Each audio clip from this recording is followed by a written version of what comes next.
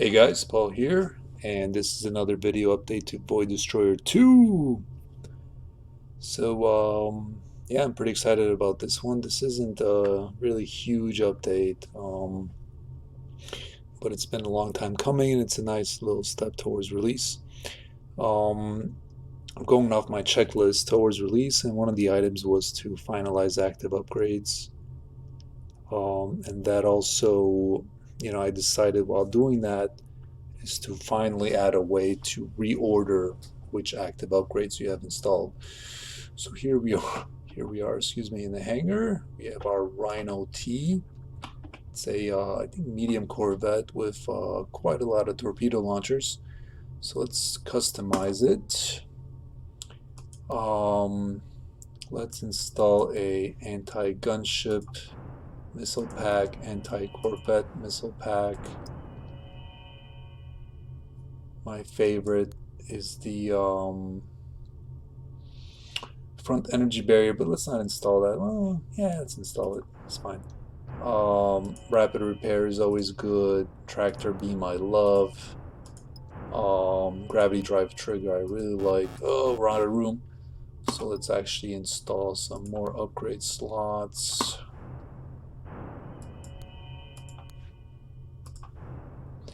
And let's convert it primary to active. So now I have two more upgrade slots. Let's install gravity drive trigger. And let's install upgrade recharge. So by the time you finished customizing your ship, you might be like, well, actually, I want, the upgrades to be in a different way, different order. Maybe you want tractor beam to be first, but by this time, what happened was you just sort of added it going down the list as maybe they're listed here. Maybe you jumped around, I don't know, however you did it.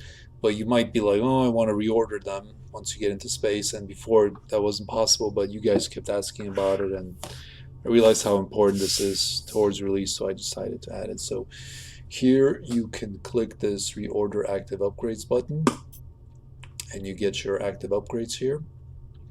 And you can simply click on one of them and then click on another slot, and they swap. So I'm going to swap these, swap these. So now I have tractor beam first, shield second, rapid repair, and then my missiles, gravity drive trigger, and a recharge. So this is a pretty small change. It took like maybe a day, but I think this will just make it a lot more usable for players, a little less frustrating, more polished, especially for new players. New players might not tolerate these shenanigans as much as like existing players. Once you guys get like 20 hours in, I think you guys forgive quite a lot of my, my sort of development style where my games aren't, hyper polished like most AAA games or even some really well-made indie games are just incredibly polished nowadays. Whereas my games are just sort of one-man dev team. Blinders, I call them sort of like that, where I'm blind to you guys, is how you guys struggle with my game sometimes, because I'm just one guy. If I had a team, the team would be like, hey, listen, you got to work on this, different aspects would be worked on by different people, and then fresh eyes could just give real good criticism, whereas for me it's all just sort of, I look at everything and I put up with a lot of stuff that maybe you guys don't, that maybe I shouldn't, and things like that. But this is one of these things that I hope, just kind of pushes the polish level, especially for new players and existing players. Once you're in 20 hours in, maybe you've done this many times, um, but now, you'll be able to reorder them. So speaking of little bits of polish, if you notice, these upgrades now have proper icons. Although maybe I need to do work a little bit on these. The two pack um, could use maybe a little better icon here to distinguish it from just this anti-corvette missile. But the rest of them are pretty good, I think. Before, the icons that were used were from Boy Destroyer 1, And to make matters worse, they were always the same. Every slot was the same as there was in Void Destroyer 1, because the Void Destroyer 1's active upgrades were static. You always got them in the same order. So I waited up until the end um, to get these icons here. So let's look at how this looks in space. There's our Corvette, and there's our icons up here. This should be quite a lot more usable for you guys, which I'm pretty happy about. Also, I've added a bunch of other active upgrades. So let's talk about that next. So for the most part, the upgrades that I added are for larger ships. But there's some for smaller ships too, which are pretty cool. But let's see. So larger ships now have a pretty cool upgrade called Ship Mosquito. What this does, this actually spawns a small repair ship, the Mosquito. So every 45 seconds, or if you use the upgrade Recharge, you can get a Mosquito. I think that's a pretty cool little upgrade. You can install it in other ships in your fleet, so you can get quite a lot of repair ships going if you're sick and tired of losing repair ships. The other one is Command. Now, this is an upgrade from Void Destroyer 1. Void Destroyer 1, this upgrade was really, really powerful. You could take control of an enemy ship and keep it. This was sort of the signature upgrade of the War Drum cruiser in Void Destroyer 1. It really made the game possible by using this upgrade. You could steal a ship from your enemy, so you could really turn the tide in many battles. Let's see, let's install some other upgrades here. Let's do tractor beam, forward thrust, gravity drive trigger, agility.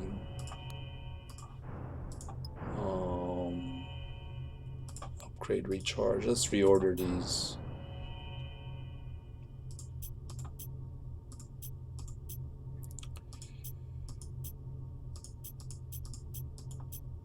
Okay. I like them. I tend to like to make them in terms of like faster ones, speed ones, um, and then ones that recycle slower, like the repair ship, or that are less used, like the repair ship command, and then recharge. Usually, I love to have last personally. So this reorganizing thing is really going to help me. So let's demo some of these. Let's actually install engine optimization, thrust, maneuvering. Ah, yeah, let's install this one too. While we're at it, let's reorder here. It's almost like a puzzle game now. It's almost like a puzzle game now with swapping these. Oh, afterburner. Capacity. Let's see. Yeah, that's good. Let's go ahead and undock. And let's find hapless enemy to test these on. Whoops.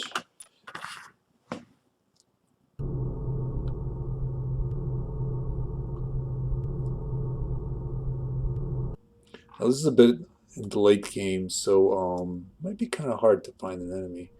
Let's just mess with a non-enemy here. Let's see how this Anubis doing. You know what we can do? Let's see. Is there one with a war fleet? There's Neutron. Yeah, let's mess with a war fleet. Plenty of ships and a war fleet to mess with. Whoop, I'm all alone here. That's not great. Alright guys, come and join up with me so I'm not alone here, so I don't instantly get destroyed. Thanks to the new upgrade of using being able to issue secondary burns, you know, this goes much faster. Cool. Oh, what happened there? Order join main fleet. There we go. So I have quite a lot of ships here. Let's get close to this war fleet. There we go. So we're going to demonstrate the command ability. I'm going to just do this in tactical mode. And just to make it a little easier to see, I'm going to switch to tactical mode classic. So I'm going to target this Horus, and I'm going to turn on the command ability. And now this Horus is actually mine. As you can see, it turned green, and I can give it orders.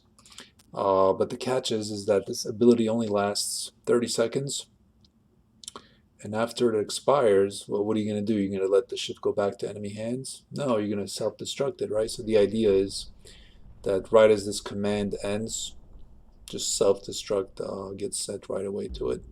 Let's use our upgrade recharge, and then let's capture another ship. So here you can order the ship to attack, or you can self-destruct it like that. So this command ability is quite powerful. I think it's pretty cool too. You know, it kind of harkens back to Void Destroyer 1 for those players that played it. I think that's pretty cool. And I think it's a really, really nice little toy for players to play with. I think it's very strategic. Of course, it's very powerful. Active abilities are designed to be very, very powerful. So it has a pretty long recharge time, and you can only mount it on destroyers. So with the new reserve system, I think you can only have 2 destroyers at a time. You can only mount it on destroyers and above, so you can't have quite a lot of those ships. So you can't like totally decimate a fleet, although you can do some serious damage to a fleet using that. You can capture ships, order them to attack your enemies, destroy them. So pretty powerful ability. This is to give you, you know, fun, engaging gameplay, being able to work against the odds. I think it's pretty cool. The other one is thruster boost. Let's see that. So this destroyer is pretty slow. So let's turn on thruster boost. It's going to actually function quite a lot faster. Again, these abilities are pretty overpowered in a sense. I mean, this ship is moving almost like it's moving like a Corvette now. Of course, the catch is that it's going to expire. And when it does expire, I'm back to moving like a destroyer, so it's actually going to be really, really hard for me to slow down. Of course, there's abilities to deal with that too. But I think it's kind of fun to be able to take a large ship and to have it behave in a different way for a bit of time. So I'm pretty happy about this upgrade. And this last active upgrade that I want to talk about can only be put on smaller ships. So I'm a single gunship here. I've just entered a pirate field, which is not a great idea. Quite a lot of pirates here. For a single gunship, this is going to be quite a challenge. But I have this ability called Overdrive. What I want to do is actually want to get a bunch of enemy ships to be in firing range before I turn it on. And this ability, you can only activate it while in time dilation. So I just hit time dilation. Everything is very, very slow. If you see, I can see the bullets moving. There's some enemies behind me here.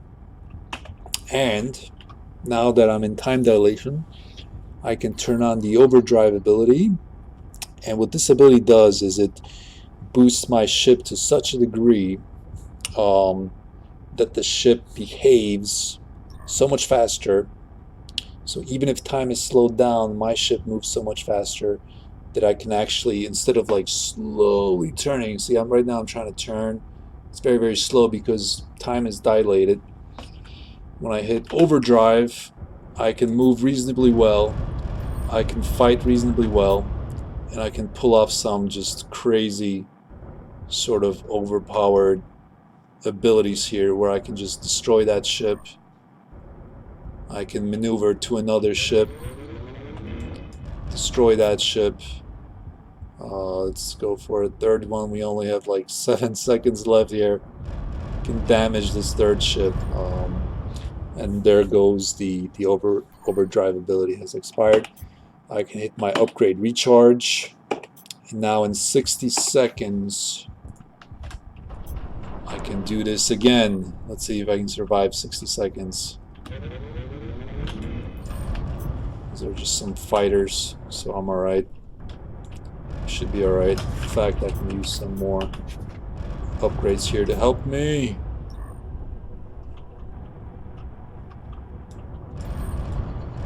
Again, active upgrades are meant to be overpowered.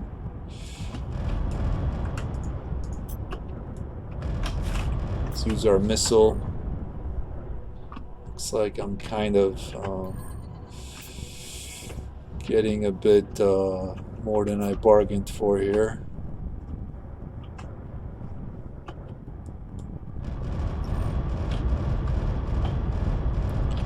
But this guy's going down.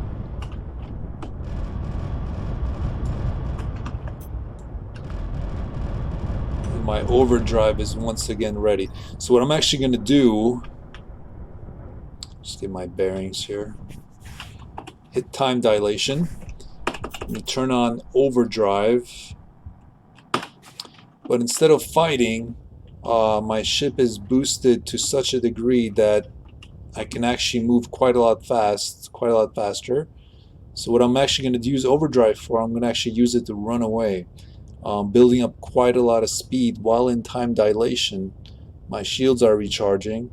If you look, I'm up to like 3K. I'm still moving slowly because I'm in time dilation. Now I'm up to 4K, 5K. That's when it kind of topped out. So these ships, they were like within weapons range. And while I hit overdrive, now I'm over 6K, 7K, 8K.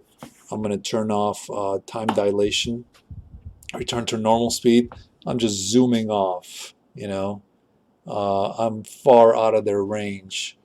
And I can go ahead and switch back to overworld mode and just run off, right? So I think that's really cool thing about overdrive ability is you can use it offensively as well as defensively, and there's probably a bunch of other ways that you could use it that I haven't thought of yet. Again, it's a very overpowered ability.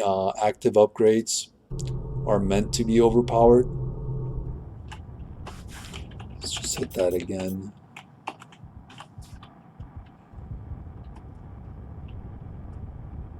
I'm using overdrive to, well, I'm going to demonstrate something to you guys. I'm going to turn off time dilation while I'm in overdrive. And it just goes kind of nuts, right? Because I was turning so fast while in overdrive, then in real time, it just becomes kind of insanity. So really, you really need time dilation for that to work, to be able to reasonably control your ship. So yeah, pretty happy about that one because it uses time dilation, which I think is a pretty cool feature of Void Destroyer 2. Not just the pause, but slowing down time, which I think is much cooler. You can see bullets, you can kind of move, you can sort of maneuver. I think that's a pretty cool thing. So a few other upgrades were added. Not really going to go into them, but I'm pretty happy about them. I wish I could add more. I could just spend like quite a lot of time just being the Tony Stark in Void Destroyer 2, making crazy weapons and upgrades and things like that. And I hope I get to do that too. But I have to focus on releasing the game. I have to focus on moving the project forward towards release, and then seeing where the future holds. So very happy about these changes, about the ability to reorder active upgrades, about adding a bunch to kind of flesh out some ships and things like that. So very happy about that, guys. I hope you enjoy these changes. Thank you for supporting the project. Much, much, much appreciated. Thank you very much. And I'll talk to you guys later.